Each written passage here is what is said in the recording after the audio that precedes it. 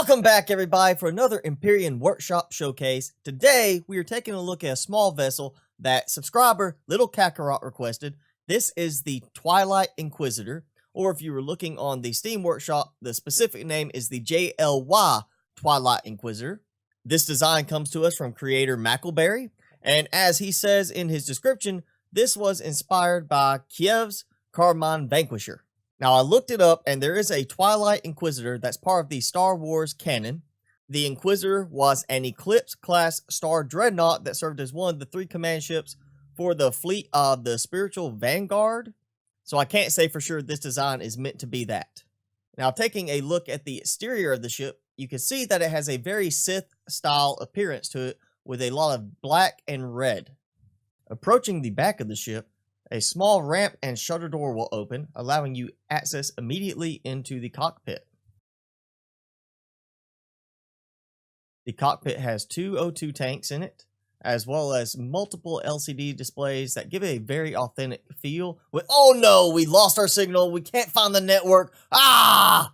Anyways, back to being serious, there are a lot of LCD screens that are placed throughout the ship that have useful information if they could be automatically updated. And this is the sort of situation where I feel the devs should be working on giving us LCD screens where, for example, this one that shows planet information could be automatically updated dependent on the planet you are on.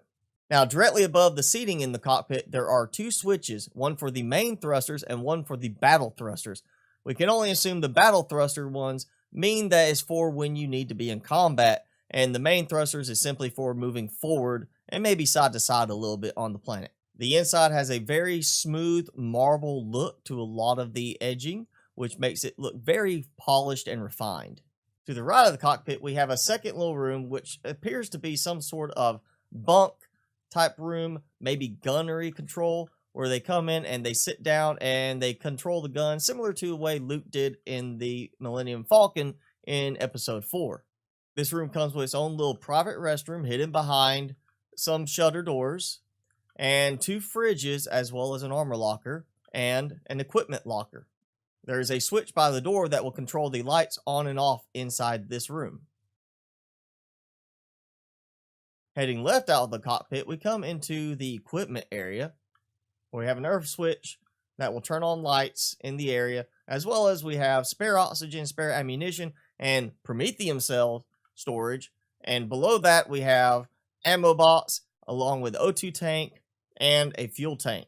We have along the left wall several empty cargo containers, which are labeled empty, but also have a nice little keypad type thing where it makes it feel like you have to put in an access code to use it.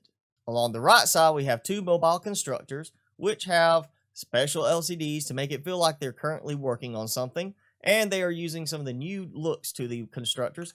We also have a switch that will turn them on and off, helping to reduce power consumption. And then at the very far end, we have our short-range warp drive.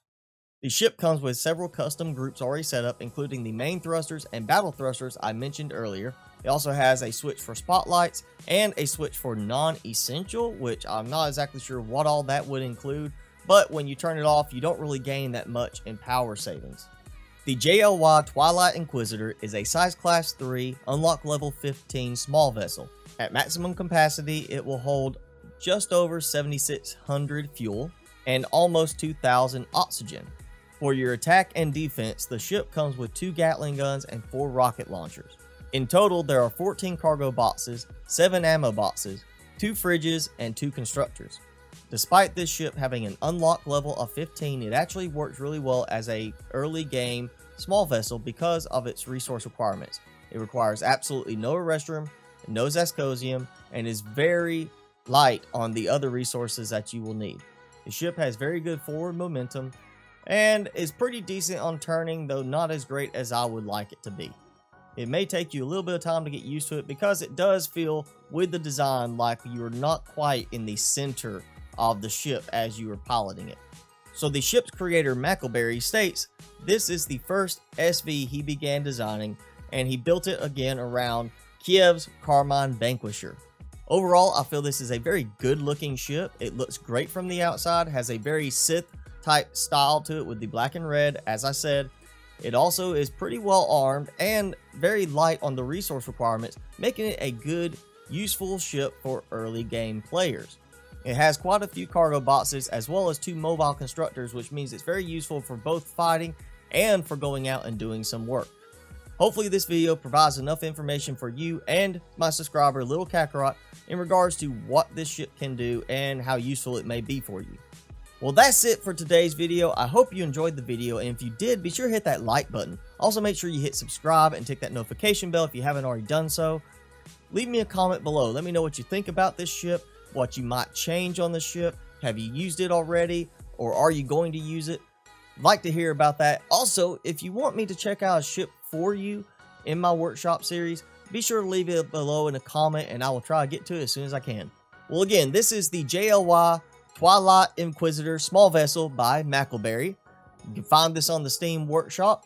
I am your host, Mr. Spicy. Thanks for watching, guys. I will see you in the next video.